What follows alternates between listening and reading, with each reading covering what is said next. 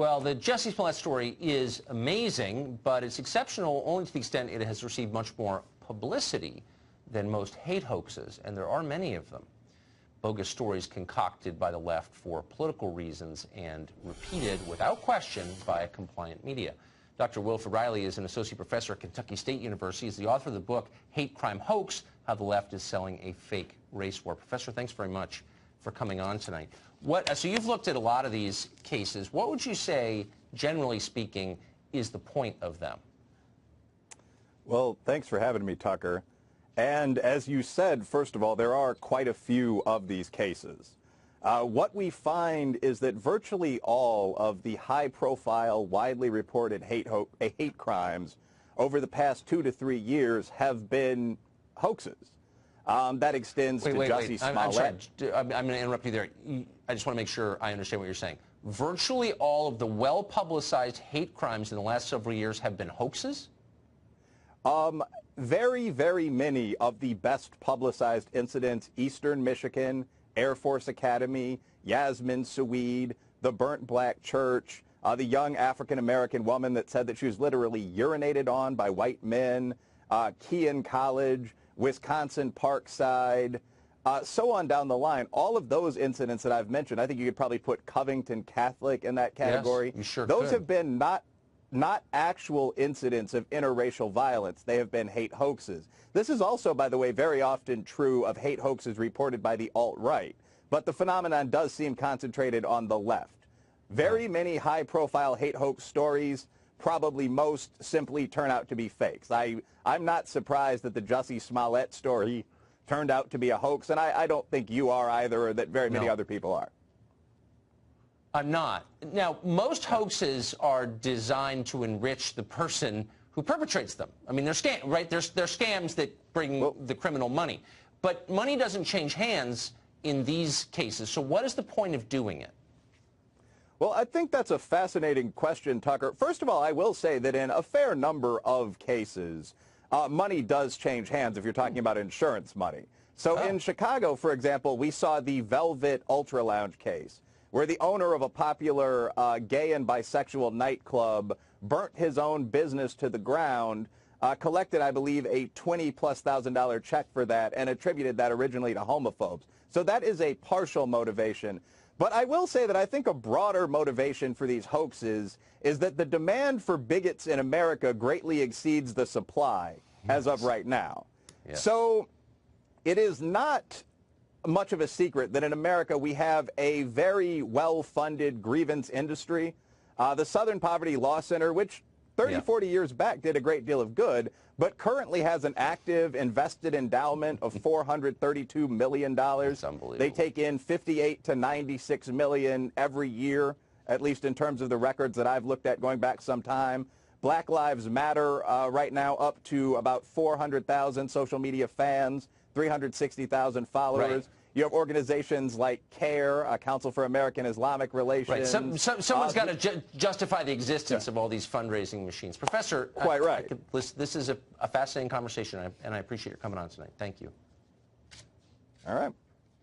The president is building out his campaign early so that he's got a straight shot to be the GOP nominee in 2020. A big part of that, as you mentioned, is adding more senior-level staff. Today, the campaign announced the hiring of Communications Director Tim Murtaugh, Press Secretary Kayleigh McEnany, and Strategic Communications Director Mark Lauder, who's a former aide to Vice President Mike Pence and who you're about to talk to. Cole Blocker was also added as Finance Director, and Megan Powers as an Operations Director. The core of the campaign has been in place for about a year, including campaign manager Brad Parscale, who spoke to Martha about strategy back in January. Watch.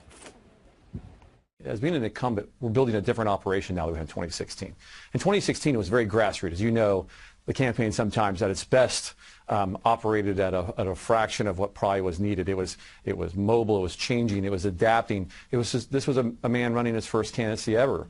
And in 2020, the operation is different. This is going to be a much larger ground game. Parscale came on board a full year earlier than campaign managers for both George W. Bush and Barack Obama. The president's daughter-in-law, Laura, will serve as senior advisor. Former Massachusetts Governor William Weld is challenging the president for the Republican nomination, but it is going to be a long shot because the Republican National Committee has already said it will support the president, meaning there are no sanctioned debates, and the National Party is working with state party organizations to line up delegates for the Republican National Convention next year. Then there's the money. The president will enter the election cycle with an enormous fundraising lead over Democrats. Just in the last 3 months of 2018, the Trump campaign and its affiliates raised $21 million, putting the re-election balance at an astounding $129 million. At the same time in 2010, President Obama had $4 million. In 2002, George W. Bush had $3.2 million. The Republican Party has also maintained a robust staff in key battleground states to counter the growing list of Democratic presidential hopefuls. Now, all of that said, a new Washington Post ABC poll says 56% of all Americans say they would definitely not vote for Trump should he become the nominee. Martha. Yep, they see him as beatable in that poll. Here now with more, Mark Lauder, that newly minted Strategic Communications Director for the Trump campaign, and Chris Hahn, radio host and former senior aide to Senator Chuck Schumer. Chris, let me start with you. Is that amount of fundraising daunting to Democrats at this stage of the game? Well, when you look at his cash on hand, he only had $19.5 million. I don't know what he's been spending all this money on so early in the campaign. Cash on hand is really what matters. He hasn't those may be commitments that haven't come in yet. I don't know. Mark can answer that in a second. But go ahead. Well, no, that's not how it works. It's, you know, what you've raised is what you've taken in, and $19 million on hand should scare him. Bernie Sanders raised $3.5 million today, so he's, you know, not too far behind the president. He's only been campaigning for a couple of hours. Let's just start there. Hold on, Mark. How do you respond to that? I'm curious. Well, let's remember, too, that the president has been on the campaign trail since very early last year, having mega rallies, attracting tens of thousands of people. Those are the kinds of things that the campaign is currently paying for. So in addition to having one of the most sophisticated staff build-outs that we are currently in the process of doing, he's also busy having mega rallies, as we've seen just in recent weeks. So you're saying that's where the money's going so far, into those rallies? There's a lot of money that goes there, and but there's no question the president is going to have all of the support and all the money he needs to easily win re-election in 2020. All right, I want to play a soundbite from Bernie Sanders, which I think goes to the heart of what the argument against the president is going to be, and get your reaction. Let's play that. I think he is a pathological liar every day. I also think he is a racist, a sexist, a homophobe, a xenophobe, somebody who is gaining cheap political points by trying to pick on minorities, often undocumented immigrants. So the pro argument is going to be, you know, some sort of socialist leaning idea about things like $15 minimum wage and free college and some of those ideas. And then the opposing perspective to President Trump is going to be he's a bad guy, Mark. And it's just ludicrous. And I understand that Bernie Sanders is trying to stand out from the 50 socialists that are now running. He's no longer unique and quirky. He's just another socialist running for the Democrat Party. The president's going to run on results. And whether it's women, whether it's African Americans and minorities, they know that they've got more money in their paychecks. They know they have more jobs because of this president's leadership. And, you know, the nonsense that you see coming from the Democrats on this, they'll sort their socialism platform out. They'll nominate a socialist. Well, we'll go for freedom. Clearly not all Democrats that are running are talking that way. Amy Klobuchar is saying, look, you know, wake up. We cannot pay for college for everyone for free in this Medicare country. For all. And Howard Schultz, who is running as an independent, says that, you know, there's no way that any opponent can oust Trump no matter how far to the radical left they are. It's a fallacy. Chris. Look, I think that whoever the Democrats nominate is going to have a very good chance of beating a president whose numbers have remained in the low 40s his entire presidency. He has never been above 50% in his polling average. He's at 41% now. Mark, I love you. I hope the president runs so you can have a job for 2 years, but I'm not so sure he's going to run. I think that the guy thinks I can only play for the tips for so long in my lifetime, and maybe I'm going to spend my summers doing that and not going to rallies, because I think that he knows that things are are only going to get worse for him politically in the next 2 years and even thereafter. And I think if he decides not to run again, he could claim victory for whatever he thinks he accomplished in the last 4 years and move on with his life and enjoy it. I don't know about you. I have no idea what's in the president's mind, but I don't think he's thinking that at all. That's just my guess, watching how this is going. Mark, you're working with him. What do you think?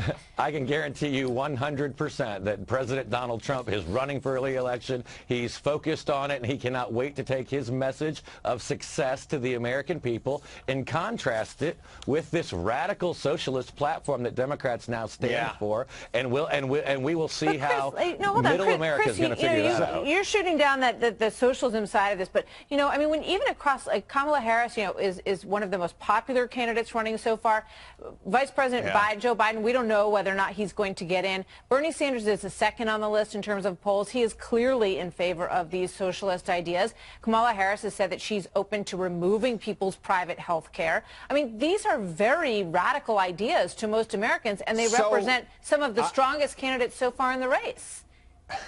I think when you call them socialism, people think they're radical, but when you then break them down and talk about what they are, providing health care for all Americans, providing affordable or even free college tuitions for all Americans. What about what they cost? I think people are, Mark, hold on a minute, Mark. I think when you break those things down, people then like them. We already have socialist-like programs in this country. It's called Social Security. It's called the VA. It's called the Army. It's called police forces. It's called roads.